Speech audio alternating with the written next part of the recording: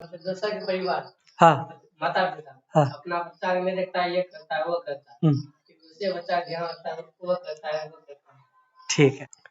इसमें हमको जहां तक दिख रहा है, 2-3 बात इसमें हमको नजर आ रहा है कि इस प्रकार से ना पेरेंट्स करते क्यों हैं कि बाबू अपना घर परिवार में अपना बाल बच्चों पर ध्यान नहीं देते हैं, क्या कर रहा नहीं कर रहा, और वो दूसरे के घर पे ध्यान देते हैं कि इसका बच्चा ये कर रहा है, वो कर रहा है, ऐसे कर रहा है, वैसे कर रहा है। ये अच्छा भी हो सकता है, बुरा भी हो सकता है। यदि इसको निगेटिव वे में पहले चलते हैं, उसके बाद पॉजिटिव में चलते हैं। निगेटिव वे में ये होता है कि बोलता है मेरा बच्चा अच्छा है, तो हर बच्चा ठीक है, थोड़े गड़बड़ करता रहा। पॉजिटिव वे में देखते हैं, ठीक है, हमारा लड़का की करेगा, वो नालायक है। आपके सामने दूसरे आदमी का उदाहरण देंगे, देखो क्या कर रहा है, तो देखो की कर रहा है। ये हो गया निगेटिव, और वो हो गया पॉजिटिव कि हाँ मेरा बच्चा ठीक है, तोहर बच्चा थोड़े ठीक है। ये हो गया पॉजिटिव। ये दोनों प्रकार का पेरेंट्स होते हैं, 2 प्रकार का पेरेंट्स। पहला वो पेरेंट्स होते हैं जिन्हें लगता है मेरा बच्चा एकदम एक्स्ट्रा ऑर्डिनरी है, मेरा बच्चा सबसे अच्छा है, ठीक है। और दूसरा वो पेरेंट्स, उनको लगता है मेरा बच्चा कुछ है ही नहीं, बेकार है, कुछ कर नहीं सकता जिंदगी में, नालायक है, घटिया है। 2 प्रकार के पेरेंट्स होते हैं। तो इसमें 3 फैक्ट लगभग में आता है मेरे हिसाब से। पहला ये, अपना बच्चा को कोसते रहते हैं, इसलिए ना उनको लगता है कि आपके व्यवहारों से ना उनको लगता है कि ये जिंदगी में कुछ कर नहीं पाएगा। अब बाबू कुछ कर नहीं पाएगा तो उनको चिंता हो जाता है। इन बातों को सोच के उनको चिंता हो जाता है कि मेरा बच्चा, देखो उसका बच्चा क्या कर रहा है, यहाँ से कहाँ से, उसी के बैच में है, वो उसी प्रकार से है, और देखिए उसका बच्चा कहाँ से कहाँ निकल गया, और मेरा बच्चा ना कोई काम कर पाता, ना सही से पढ़ ही पाता है। उनको चिंता होता है, इसलिए क्या करते, कभी कभी ना आपके सामने उन दूसरे व्यक्तियों के बच्चों का उदाहरण आपके सामने देते रहते, आपको रखते हैं, और आपको क्या होता है, उस वक्त भी गुस्सा उठ जाता है। क्यों? और उस वक्त उसी बच्चा को गुस्सा उठेगा जो खुद को एक्स्ट्रा ऑर्डिनरी समझेगा, और जो खुद को कुछ समझेगा नहीं, सोचेगा मेरा पापा मम्मी ही हमको बेकार समझता, घटिया समझता, कुछ नहीं कर पाएंगे, तो उसको क्या फर्क पड़ेगा? फर्क पड़ेगा? नहीं फर्क पड़ेगा। इसीलिए क्या करते, कभी कभी जो है ना, अपना बच्चा को उस तरह से सोच लेते हैं, उनके व्यवहार से, उनके क्रिएटिविटी से ना, उनके बोलचाल से, उनके रहन सहन से उनको लगता है मेरा बच्चा कुछ नहीं कर पाएगा। लेकिन ऐसा बात है नहीं। हर एक बच्चा एक्स्ट्रा ऑर्डिनरी है, और हर एक बच्चे में कुछ ना कुछ पोटेंशियल है, और उस पोटेंशियल को जिस दिन वो खोज लेगा, वो बच्चा, यदि उसके व्यवहार से अगर कोई उसको बता देगा, कोई गाइड कर देगा ना, वो कोई भी हो सकते हैं, कोई भी मनुष्य, तो वो अपना जीवन में वो सुनना पोटेंशियल के साथ वो अपना आगे बढ़ सकता है। इसलिए हर एक बच्चा एक्स्ट्रा ऑर्डिनरी है, ठीक है। और अपने पेरेंट्स को ना, उन पेरेंट्स को अपने बच्चे को इस प्रकार से उनको समझाना पड़ेगा, नहीं आप घटिया नहीं है, आप बुरे नहीं है, आपसे हर वो काम हो सकता है जिस काम में आप एक्सपर्ट हैं, या फिर आप एक्सपर्ट बनने वाले हैं जिस काम में आप, वो क्या है, आपको इंटरेस्ट है, आपको अच्छा लगता है जिस काम को करने में। तो इस प्रकार से पेरेंट्स का भी उत्तरदायी बनता है कि बाबू अगर हम दूसरा के व्यक्तियों के बच्चा का उदाहरण यदि हम अपने बच्चे के सामने रखते हैं, तो यदि उनको गुस्सा उठ रहा उन बच्चे को ना, तो उदाहरण नहीं देना चाहिए। आप उनको ये बोलिए, आप बाबू एक्स्ट्रा ऑर्डिनरी है, आप मेरा राजा बेटा है ना, और आप जिंदगी में बहुत कुछ कर सकते हैं, आपसे हर वो काम होगा। तो इस प्रकार से पेरेंट्स को उन बच्चों को अप्रिशिएट करना चाहिए, ना कि डेमोरलाइज करना चाहिए कि हाँ देखो तो उनका लड़का क्या से क्या बन गया और तू अभी तक देखो यही कर रहा है। इस प्रकार से उदाहरण नहीं देना चाहिए, बहुत परेशानी होता है उन बच्चों को। दूसरी बात ये होता है, वो पेरेंट्स जो होते हैं ना, अपने बच्चे में कुछ ऐसा पोटेंशियल देखते हैं, ऐसा पोटेंशियल उनका व्यवहार देखते हैं कि उनको लगता है क्या कि अगर ये लगता है हमसे भी ज्यादा निकल जाएगा, हम ऐसा नहीं थे और ये देखो ऐसा इसका कारनामा है, पता नहीं क्या क्या करेगा क्या नहीं करेगा, मेरा नाम बर्बाद करेगा, इज्जत प्रतिष्ठा सब ले डूबेगा। तो क्या करते हैं, दूसरे का घर को छोड़ के उन अपने घर पे ध्यान देते हैं और बताते रहते हैं, फिर भी वो वही उदाहरण देते हैं कि देखो वो इतना अच्छा काम कर रहा है, तो कितना घटिया काम कर रहा है, ये काम से क्या होगा, तुम भी बदनाम होगा और हम भी बदनाम होंगे।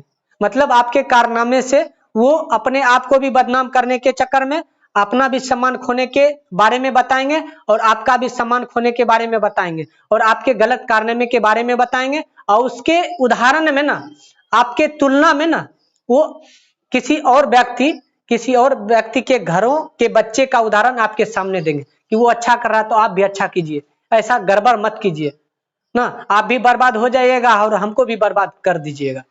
तीसरा फैक्ट ये आता है, कुछ पेरेंट्स ऐसा होते हैं ना कि जिनके पास कोई ढंग का काम नहीं होता, कुछ करते नहीं है ना, वो क्या करते हैं, अपना घर को छोड़ के दूसरे के घर के बच्चों पर ध्यान देते हैं कि वो क्या कर रहा नहीं कर रहा।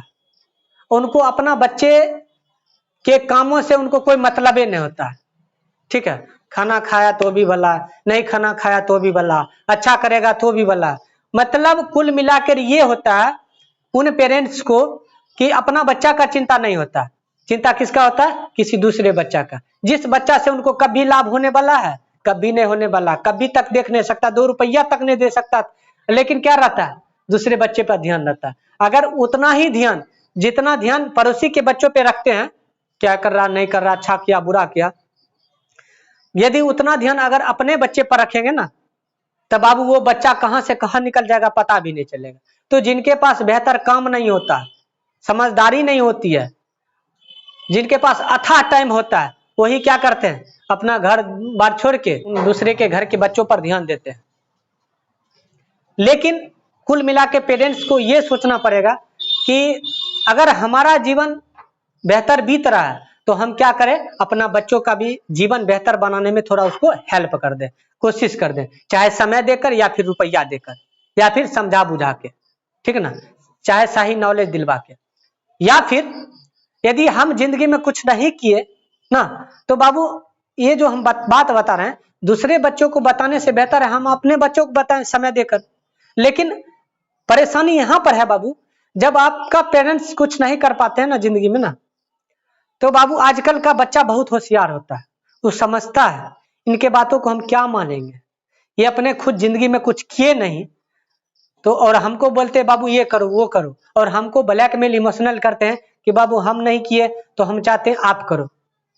सवाल ये आ जाता है, और इन बातों को सोचकर वो बच्चा सोचता है आखिर हम आपका बात माने क्यों।